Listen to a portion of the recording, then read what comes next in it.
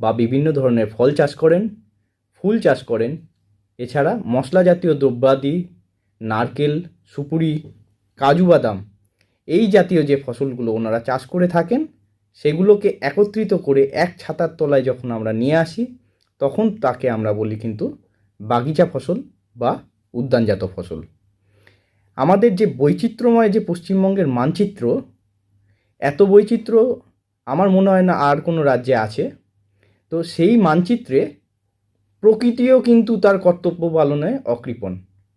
সেও কিন্তু বাংলার মানে মানে আমাদের যে কৃষির যে ব্যবস্থা বা উদ্যানজাত ফসল চাষের যে এত ডাইভার্সিফিকেশান, সেক্ষেত্রে সেও তার কিন্তু দু হাত উজাড় করে দিয়েছে।